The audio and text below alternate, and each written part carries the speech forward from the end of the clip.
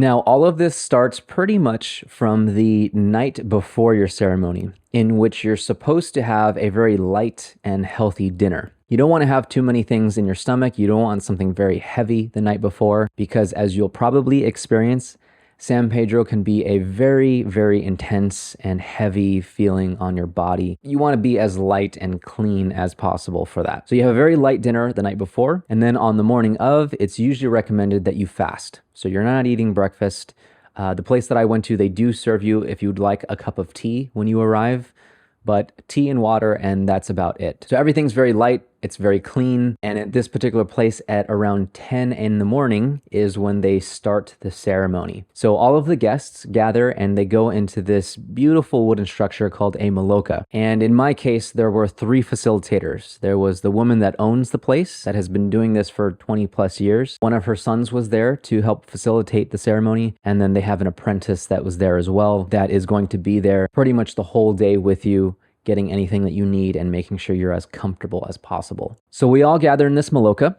Usually we start things off by introducing ourselves, where we're from, maybe what our intention is for the day, just so that all of the guests can kind of feel comfortable with everyone and we can all get to know each other, basically. After that, they typically go over kind of the more logistical things of the day. So for instance, how long you can expect before this medicine, as they call it, starts to kick in. How long it'll be before they serve lunch. How long it'll be before they take you on the hike. So they'll go through all of these things about what you can expect for the day. Then there's usually some kind of conversation about something a little bit more spiritual, a little bit deeper. And at around 30 minutes or so after the ceremony starts is when they start pouring the glasses of San Pedro. Now, as you'll probably see in the clips that I'll show, San Pedro is this very thick, viscous, slimy substance that actually doesn't taste terrible, especially if you've drank, for instance, ayahuasca, which can sometimes be very hard to drink. San Pedro, it's not pleasant per se, but it's not the worst thing ever. What's difficult about it, other than not the flavor, is the texture and the volume. When you drink this stuff down, it's a full glass. It's not like ayahuasca where they serve it in a little shot glass. It's a full glass of snot, basically. And so even though it doesn't taste so bad, it's pretty hard to take down. I've seen people get 75% through and then kind of have this gag reflex start happening. It's not super pleasant, but they are nice enough to provide you with these little lime flavored candies that you can eat right after you drink it, just to kind of help things go down. San Pedro does kind of have a lime flavor too, so they complement each other. But anyways, one way or another, you get the glass down. They tell you that sometimes San Pedro makes you throw up. It's not as common as ayahuasca, but some people do feel the urge to throw up, or as they might call it, purging. But if you do feel the need to do that, they highly recommend that you wait until after at least 40 minutes. So if you start to feel sick before then, just like try to keep it down, try to remain calm, because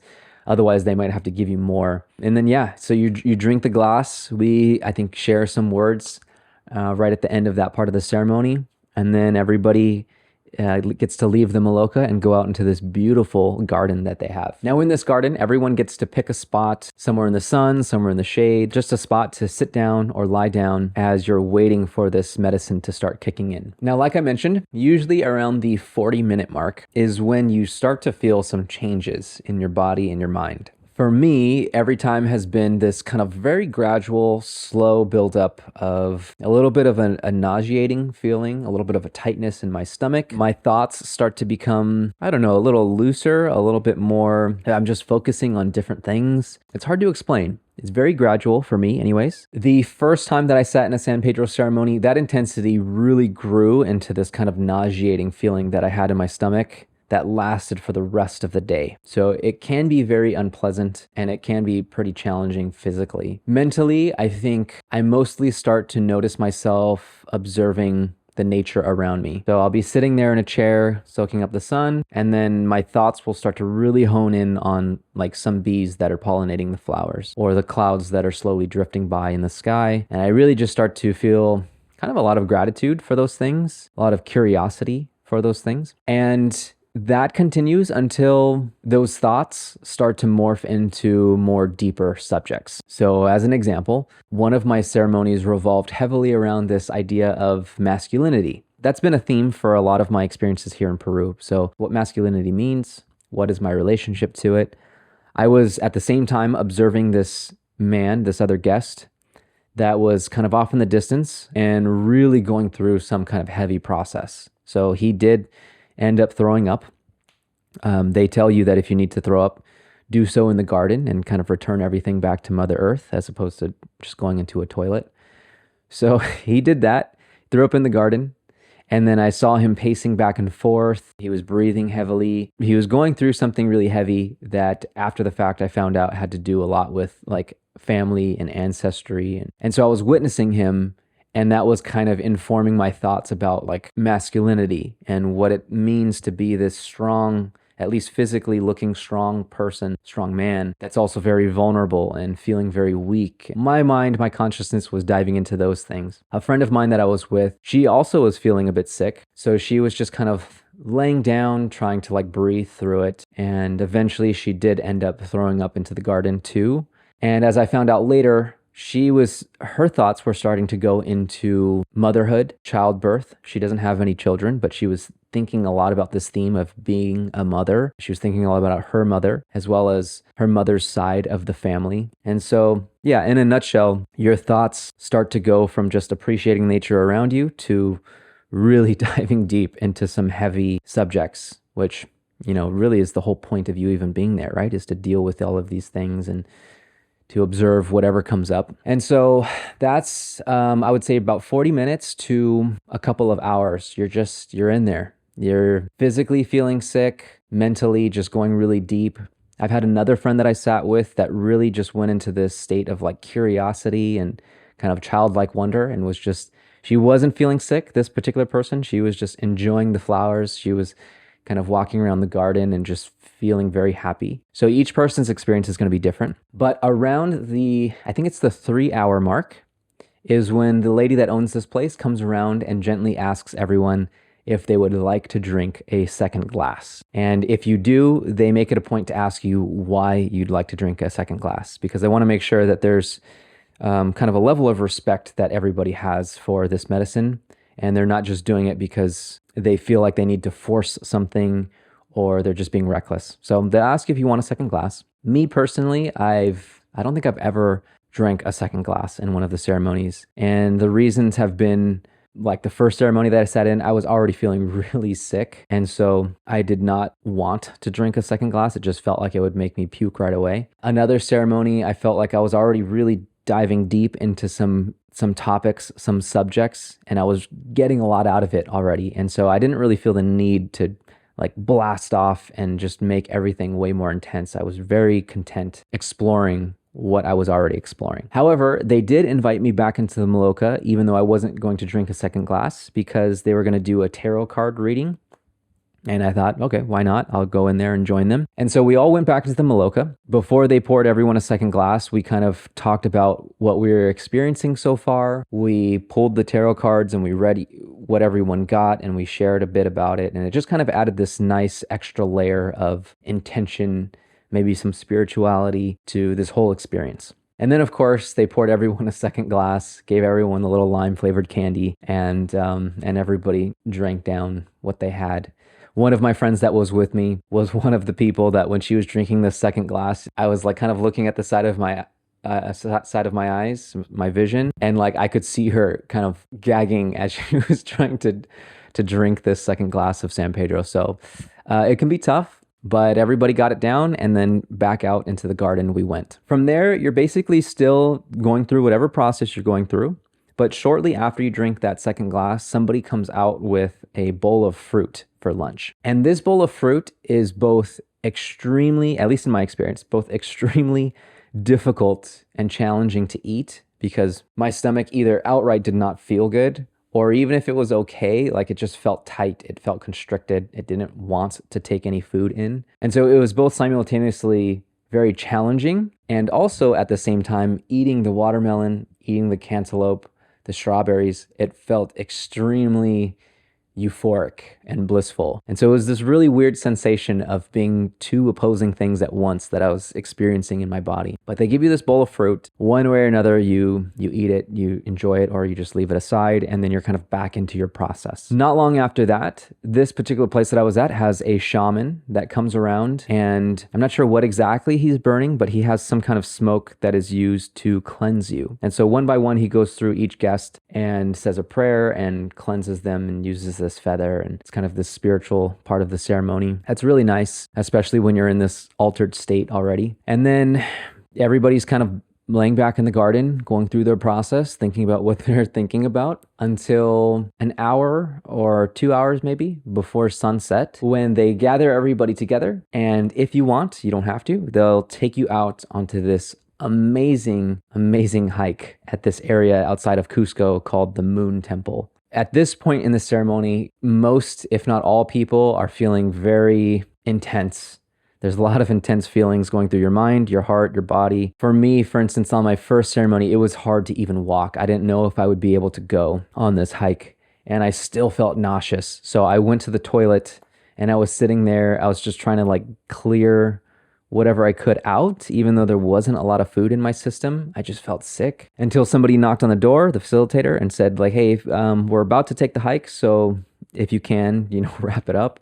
So I did that, and I kind of stumbled my way out into the front door. And yeah, it can be really challenging to hike at this point on your San Pedro ceremony. It can feel very difficult to walk. And they take you out into this field. It's freaking beautiful. There are horses, there are people riding bikes, there are people hiking. The sun is kind of starting to get lower in the sky. The setting is absolutely beautiful, especially considering you're on this medicine that really connects you to your heart, it connects you to your body, it connects you to nature. And so it's incredible. They take you to this place called Pachamama's womb, which is supposed to represent the womb of the earth. And it's this big cavern. And along with the shaman that's walking with you, they give you these coca leaves that you're supposed to offer inside the womb. And so the 3 coca leaves are supposed to represent your wish, your intention, and your gratitude. And so you kind of pray into those, if you will. And then one by one, each person steps up, walks into this cave, and offers those coca leaves. And on San Pedro, when you walk into that cave, it's such a crazy experience because the walls are kind of breathing and moving. It's dark. It's really quiet. You can no longer hear the sound of people talking or the wind. You take very cautious steps into this cave. There's a ray of light coming from the end inside the cave, and it just feels like you're walking into something really special, really intense. And people will go in there, they will take their coca leaves and really put a lot of intention into what they're doing. And it can be a very spiritual experience depending on what you're going through at that moment. Take as long as you need, but everybody offers their coca leaves and then comes out and the next person goes in. They take you to a couple of other places around that area that are supposed to represent different things about the earth. The whole walk is just extremely peaceful. It's extremely beautiful as well. One of my friends that I was with on one of these ceremonies, she was having a difficult time of knowing if she could even make it through this hike. So she was processing all of these things. This was the person that was thinking about motherhood and ancestry. And so I was kind of helping her walk. She was putting her weight on me and we were walking together. She felt like she was just gliding over the earth. Other people are just, like I mentioned, this other friend that I had on another ceremony was just very playful and childlike and just blissful. She was having a really great experience. So it varies, but one thing is usually true is that on this hike, it's just an incredible, profound experience one way or another because of how beautiful the setting is. So the whole hike probably goes for about an hour. I would say maybe an hour and a half. And by the time you come back to this place, the sun is setting. So again, it's very beautiful. I remember, for instance, on one of my experiences that I was thinking about this concept of masculinity, there were these Inca structures made of rocks getting really cold outside because Cusco's high elevation, it gets really cold at night. And I was touching these rocks. And even though it was really cold out around me, these rocks were still giving off this really peaceful warmth. And my mind was just diving really deep into this idea of masculinity, and rocks kind of represent this rigid, strong, stable masculinity, but at the same time, they can be very protective and giving and warm. So there's this duality to it. So That's just to highlight kind of like what your mind is going through this whole process. That's what I went through on one of my ceremonies. And then you get back to the place, and this is just in time for dinner. And dinner at this particular place usually consists of soup because it's easier to get down. Like I said, it's getting really cold. And so the soup is this nice warm meal that's easy to digest. And for me, just like with the fruit, it's usually both extremely difficult to eat. Your hands like kind of shaking as you hold the spoon to your mouth, and your stomach is still very tight and doesn't really know if it wants to eat anything, even though your mind is telling you that you're hungry. But at the same time that is happening, you're taking spoonfuls of soup, and it's so delicious. It's like the best thing ever. So it's like these two things at the same time. And then usually the facilitators will kind of open up a little bit of conversation about, what people have been experiencing, what this process has been like. I think as one of my friends put it when it came to her to speak, she was like, I don't really know because I'm just still so deep in it. Like I'm still going through some heavy stuff. It's hard to summarize everything that's happened up to this point. So everybody's kind of in a different spot. And then after dinner is kind of when it becomes a little bit more free. Like some guests are still feeling really sick and unpleasant. So I've seen people lay on the couch in this living room and just like pull a blanket over their head and go into whatever they're going into. I've seen some people go into their bedroom either to sleep, which is probably unlikely actually because it keeps you awake. So they're probably going to the bedroom just to be in a safe space and lay down and go deep into whatever they're going into. And then the rest of us are usually hanging around this living room area, talking, just sitting in quiet stillness. Or at some point they invite you over to this fireplace that they have, and they light a fire. Everybody's sitting around. They give you some blankets, maybe some tea. It's this really beautiful experience where you're kind of starting to come down from the San Pedro. You're still very much in it. You're still in a very different headspace, heart space, what have you. But you have the warmth of the fire, good company. I think at around midnight or so is when they say the ceremony officially ends. Everyone is supposed to actually go back to their room. But even though that's the case, like I mentioned, you probably will not be sleeping until like 3, 4, even 5 in the morning. There's just something about San Pedro that keeps you up, and it makes it really difficult to sleep, even if your mind and your body are super tired at that point. In both of my recent times, I was sharing a room with each of the friends that I was with. And so we kind of just stayed up at night. We talked about different things until 3 in the morning, and then finally tried to fall asleep and eventually dozed off. But I bring that up because that is one of the most challenging things about San Pedro. So if you're going to try it for the first time, just know that not only can it be intense on your body and on your mind, but one thing that makes it very, very challenging is that ride carries throughout the entire day. I remember one person commenting about, this was around dinner time. They're like, I can't believe I'm still going through it. Like this person was like a little bit distraught about it. They're like, I'm tired of going super deep and like dealing with these challenging things for hours and hours on end. So if you're going to participate in a ceremony, just be aware. It's an all-day commitment. And the last thing that you probably want to do is to resist that and think about how you want it to end. You have to just be willing, in my opinion, you have to be willing to just go with it and tell yourself it's going to be as long as it needs to be. If you happen to be taking San Pedro or Pachamama in Peru, then you definitely want to consider the place that I went to, which is called Casa de la Gringa. And I will put a link to that down below in the description. I'm not getting anything back from it, but let them know that I sent you, that you watched this video, just so they know that, I made a video that sent people their way.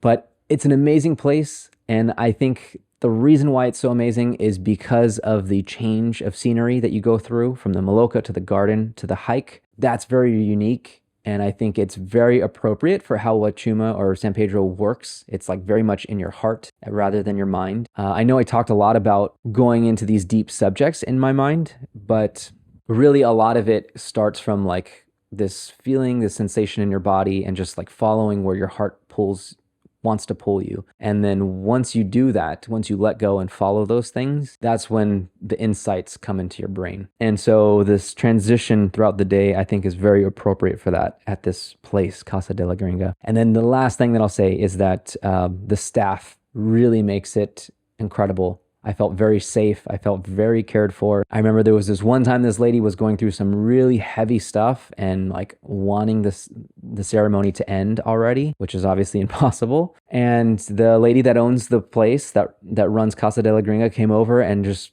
I could hear them in the distance. Like, she was just so sweet, so supportive. She had this very motherly presence about her. She didn't convince her of anything. She just listened and kind of talked her through a couple of things to calm her down and bring her back to her center. And so I can't recommend enough this place, the process that they set up for you, and the people that work there. So check it out down below and let me know what you think.